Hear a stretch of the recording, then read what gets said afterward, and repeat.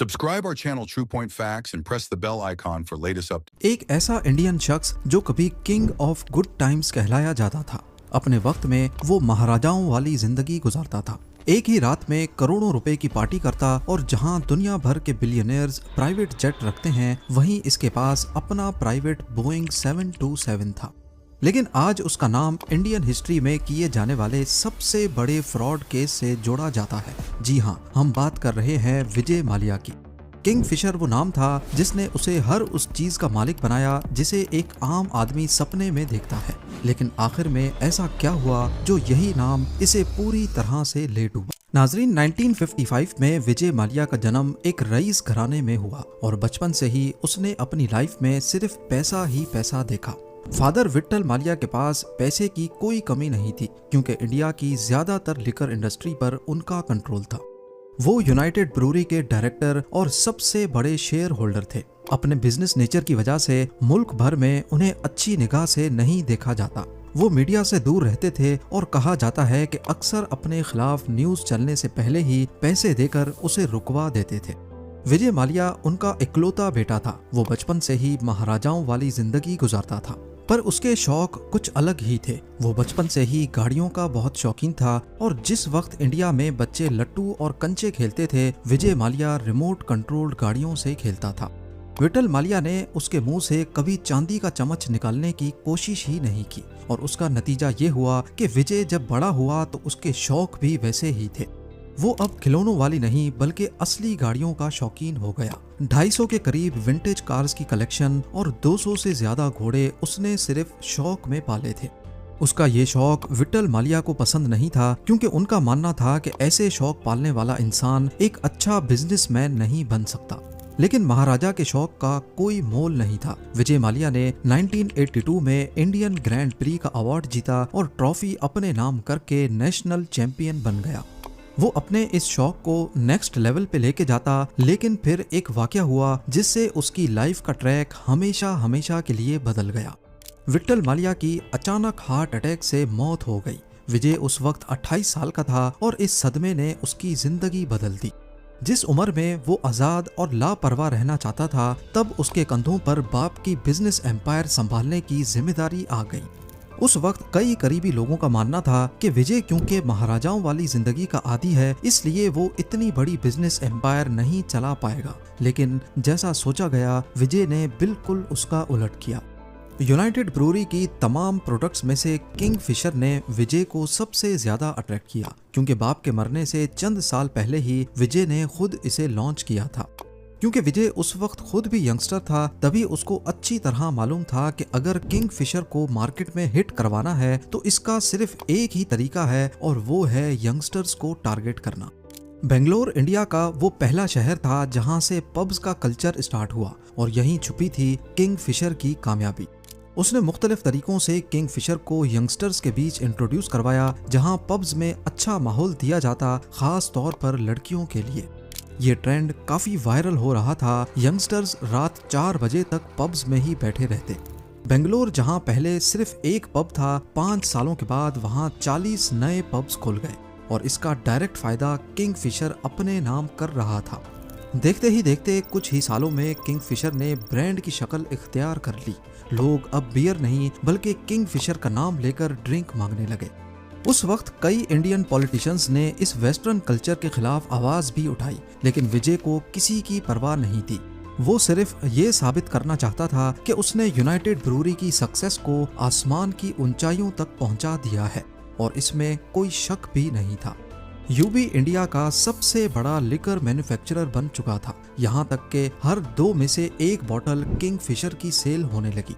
विजय माल्या उस वक्त बादशाहों वाली जिंदगी गुजार रहा था। इंडिया में इसका नाम काफी इंस्पायरिंग था क्योंकि जिस वक्त इंडिया में आम सी गाड़ी खरीदना भी लोगों का सपना था, उस वक्त माल्या BMW, मर्सिडीज और पोर्शे जैसी गाड़ियों में घूमता।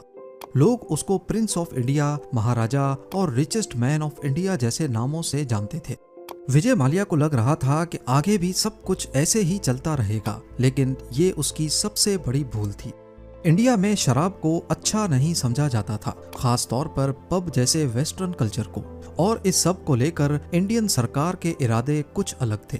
इन इरादों का प्रैक्टिकल विजय माल्या के लिए बुरे सपने से कम नहीं था। इंडिया के काफी हिस्सों में शराब पर पाबंदी लगा दी गई। किंगफिशर की सेल्स तेजी से गिरने लगी और बैंड स्टेट्स में सरकार ने ढेर सारी बॉटल्स को पकड़कर उस पे रोड रोलर चलाना शुरू कर दिए। ये विजय माल्या का होने वाला डायरेक्ट लॉस था, पर यह तो सिर्फ एक शुरुआत थी। इसके बाद इंडियन सरकार ने विजय माल्या के खिलाफ घेरा मजीद तंग करते हुए एक नई मुसीबत खड़ी कर दी, क्योंकि जिन स्टेट्स में लिकर बेचने की परमिशन भी थी वहां पर भी अब टीवी और न्यूज़पेपर्स में शराब की एडवर्टाइजमेंट्स पर बैन लगा दिया गया। ये फैसला ऐन उस वक्त किया गया जब माल्या अपने बिजनेस की ग्रोथ पर फोकस कर रहा था।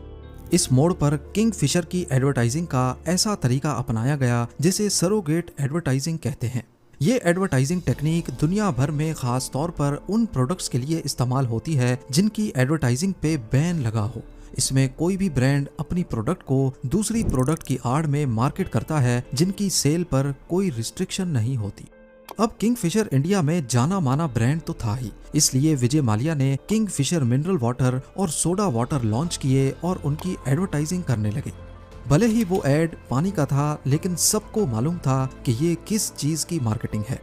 1996 में जब वर्ल्ड कप इंडिया होस्ट कर रहा था, तब भी किंगफिशर ने एक वायरल एडवर्टाइजिंग का सहारा लिया और अपनी टारगेट ऑडियंस तक आवाज पहुंचाई। वो किंगफिशर को एक नेशनल ब्रांड बनाने में कामयाब हो चुका था, एक ऐसा ब्रांड जिसका नाम हर दूसरा आदमी जानता था। विजय माल्या हर एज ग्रुप के लोगों को टारगेट करने का हुनर सीख चुका था।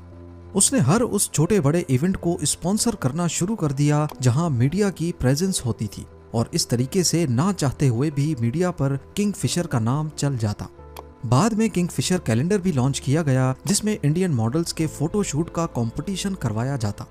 इस कैलेंडर के जरिए बॉलीवुड के कई बड़े नामों का जन्म हुआ, जिसमें दीपिका पादुकोण, जिन्होंने 2006 में कैलेंडर गर्ल का टाइटल जीता और 2008 में उनकी पहली मूवी रिलीज हुई। इसी तरह कतरीना कैफ और नरगिस फखरी जैसे नाम भी इसी कैलेंडर की वजह से उठे। किंगफिशर कैलेंडर के लिए मॉडल्स विजय माल्या खुद ही चुनता था और ये कैलेंडर 2003 से शुरू होकर अगले 19 सालों तक चलता रहा। माल्या ने इंडिया में पीने का कल्चर इस हद तक एडवर्टाइज किया जिसका अंदाजा लगाना भी काफी मुश्किल है। कोई ऐसी चीज नहीं थी जो उसके पास ना हो, दौलत, शोहरत और सबसे बढ़कर एक ऐसा ब्रांड जो सोने के अंडे देने वाली मुर्गी से कम नहीं था। एक पावर की कमी थी, वो भी उसने पॉलिटिक्स ज्वाइन करके पूरी कर ली। उसको सिर्फ एक चीज बहुत खराब लगती थी और वो था उसको दिया गया एक ऐसा नाम जो उसके प्रोफेशन से जुड़ा था। जी हाँ, शराब का बेताज बादशाह या फिर लिकर बैरन। अंदर ही अंदर माल्या को ये चीज खा रही थी कि इंडिया में उसे अच्छी नजरों से नहीं देखा जाता। बेशक सब उसके आगे पीछे घूमते हैं, लेकिन वो भी जानता था कि ये सब पैसे का कमाल है। विजय माल्या को एक ऐसा नाम कमाना था जो उसे समाज में इज्जत दे सके, इसीलिए उसके दिल में एक खतरनाक प्लान बन रहा था। एक ऐसा प्लान जो विजय माल्या का किंग ऑफ गुड टाइम्स का टाइटल छीनने वाला था। 2004 में विजय माल्या ने 12 एयरबस A320 खरीदे जिनकी वैल्यू $240 मिलियन थी और किंगफिशर के नाम से ही एक लग्जरी एयरलाइन लॉन्च करने की अनाउंसमेंट कर डाली। वो आम आदमी का फ्लाइंग एक्सपीरियंस अपग्रेड करना चाहता था। एयरलाइन के कमर्शियल में बताया गया कि वो फ्लाइट अटेंडेंट्स नहीं बल्कि मॉडल्स हायर करते हैं। एयरलाइन की धमाकेदार लॉन्च के लिए एक बहुत बड़ा इवेंट रखा गया जिसमें मुल्क भर से हाई प्रोफाइल गेस्ट्स को बुलाया गया। अपने बेटे की 18th बर्थडे पर किंगफिशर एयरलाइंस को लॉन्च किया गया। ये बिल्कुल अलग तरह की एयरलाइन थी। इस लॉन्च इवेंट की वजह से किंगफिशर का नाम दुनिया भर में छा गया और वो एक लाइफस्टाइल ब्रांड के तौर पे उभरने लगा। एयरलाइन की फ्लाइट अटेंडेंट से लेकर खाने का मेन्यू तक विजय माल्या खुद सेलेक्ट करता था और इन मॉडल्स का uniform famous fashion designer Manu Viraj Khosla से डिजाइन करवाया गया। इस एयरलाइन में ना ए क्लास थी ना इकोनॉमी क्लास, पर इसको लग्जरी एयरलाइन कहा जाता क्योंकि विजय का कहना था कि इसमें इनकी अपनी लग्जरी क्लास है, किंगफिशर क्लास, और इसमें कोई शक भी नहीं था। फ्लाइट में ऐसी लग्जरी सर्विसेज दी गई जो इस बजट की टिकट में दूसरी एयरलाइंस नहीं दे सकती थी। देखते ही देखते किंगफिशर ने भारत में एयरलाइन इंडस्ट्री को बदल कर रख दिया। अब आहिस्ता आहिस्ता विजय माल्या की वो लिकर बैरन वाली इमेज बदलने लगी क्योंकि उसके पास शराब बेचने के अलावा एक एयरलाइन भी थी। विजय माल्या किंगफिशर एयरलाइन पर पैसा पानी की तरह बहा रहा था। एक दिन एयरबस की फैक्ट्री टूर पे उसको सेल्स टीम ने घेर लिया और ऐसी ऐसी चीजें दिखाई कि उसी दिन मालिया ने उनसे $1 अरब के नए जहाज खरीद लिए। मामला अब बजट एयरलाइन से हटकर प्रीमियम क्लास की तरफ जाने लगा, जो कि असल में मार्केट की डिमांड नहीं थी, क्योंकि ज्यादातर ट्रैवलर्स कम बजट में ट्रैवल करना चाहते थे। पहले जहां कोई क्लास नहीं थी, अब ए क्लास लॉन्च की गई, जिसमें बेस्ट चीजें सर्व होने लगी। लग्जरी सीटिंग, प्रीमियम सर्विस और खाना ऐसा जो शायद मेजॉरिटी इंडियंस ने पहले कभी नहीं खाया था, जैसा कि लॉबस्टर्स, जिनका नाम भी अक्सर पैसेंजर्स पहली बार सुन रहे थे। नई क्लासेस लॉन्च करने और एक्स्ट्रा एयर बस खरीदने की वजह से एयरलाइन की ऑपरेशनल कॉस्ट काफी बढ़ गई। ज्यादा ग्राउंड स्टाफ और एक्स्ट्रा फ्लाइट अटेंडेंट्स हायर की गई, जबकि लग्जरी क्लास की डिमांड ना होने की वजह से सेल्स पर कोई खातिर खा फर्क ना पड़ा। इसकी वजह से पहले 18 महीनों में किंगफिशर एयरलाइन को 347 करोड़ का नुकसान हुआ। विजय के लिए ये मामूली रकम थी और इस कंडीशन में भी वो एयरलाइन पर मजीद पैसा लगाता गया। किंगफिशर एयरलाइन पहले सिर्फ डोमेस्टिक फ्लाइट्स चलाती थी और विजय माल्या को इंटरनेशनल फ्लाइट्स लॉन्च करने की बहुत जल्दी थी। लेकिन मसला ये था कि कोई भी एयरलाइन इंटरनेशनल फ्लाइट्स तब तक लॉन्च नहीं कर सकती जब तक डोमेस्टिक फ्लाइट्स में उसको 5 साल का एक्सपीरियंस ना हो जाए। लिहाजा उसने जल्दी के चक्कर में एयर डेक्कन नाम की एक दूसरी एयरलाइन खरीद ली।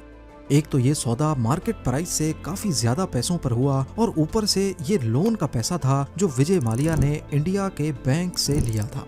उसका प्लान सिंपल था कि लोन का पैसा लो, एयरलाइन में लगाओ और रिटर्न पाने पर लोन चुका दो।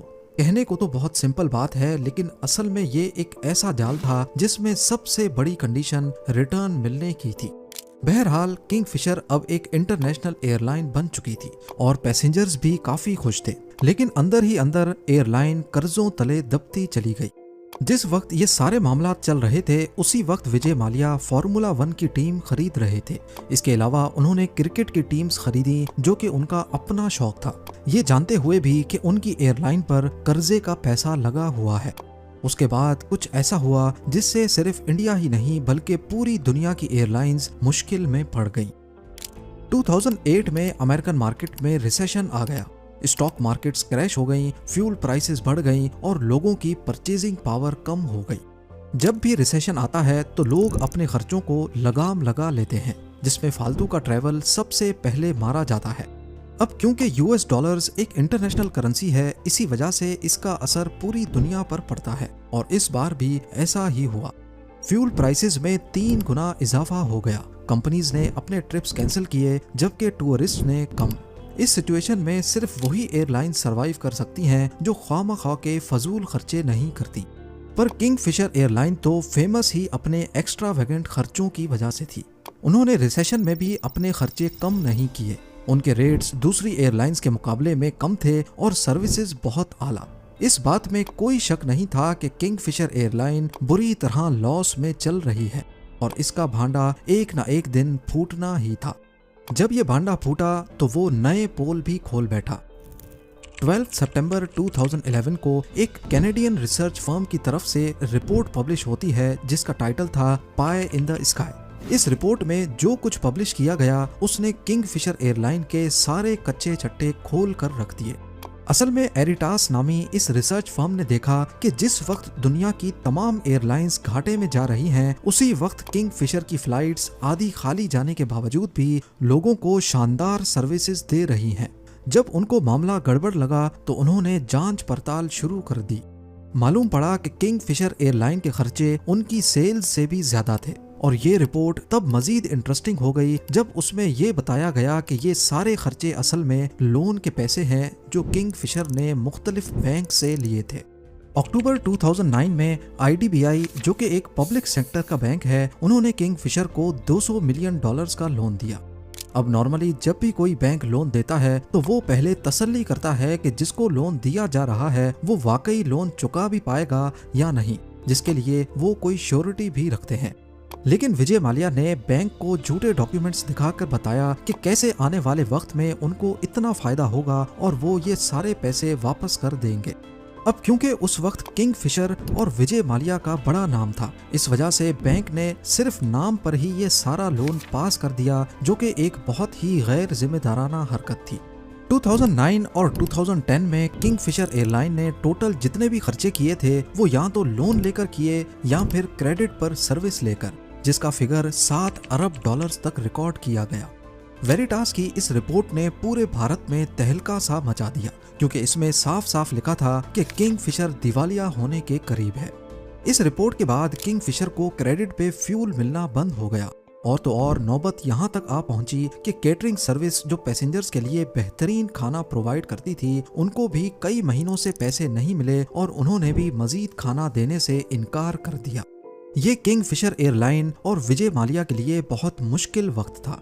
इस दौरान फ्लाइट्स में पैसेंजर्स के लिए खाने की शॉर्टेज होने लगी और एक मौके पर फ्लाइट अटेंडेंट्स ने अपना खाना भी पैसेंजर्स को ऑफर किया। इसके बाद वो दिन भी आ गया जब किंगफिशर एयरलाइंस के स्टाफ की सैलरीज भी बंद हो गई। उनको उम्मीद दिखाई गई कि कंपनी जल्द ही नुकसान की चुकाई करके सबको सैलरीज देगी। ऐसे करते करते 6 महीने गुजर गए, लेकिन किसी को सैलरी का 1 रुपया भी नहीं मिला। स्टाफ ने प्रोटेस्ट किए, लेकिन वादों के सिवा कुछ नहीं मिला। अफसोस की बात यह थी कि जब ये सब कुछ चल रहा था, 900 एम्प्लॉइज को 6 महीनों से सैलरीज नहीं मिली थी, उसी वक्त विजय माल्या एक फार्मूला 1 टीम और क्रिकेट टीम चला रहे थे। बेशक उस वक्त किंगफिशर एयरलाइन के पास पैसे नहीं थे, लेकिन विजय माल्या के पास थे। उसके शाहाना लाइफस्टाइल में किसी किस्म की कमी नहीं आई, और ये सब जब किंगफिशर के एम्प्लॉइज देखते तो उनका खून मजीद खोलने लगता। इसी बीच मुंबई के इनकम टैक्स डिपार्टमेंट ने टैक्स ना देने पर 2 मरतबा किंगफिशर एयरलाइंस के बैंक अकाउंट सीज कर दिए। 2012 की शुरुआत में किंगफिशर के आधे से ज्यादा जहाज ग्राउंड हो गए और ये अपना टॉप इंडियन एयरलाइन का टाइटल भी खो बैठी।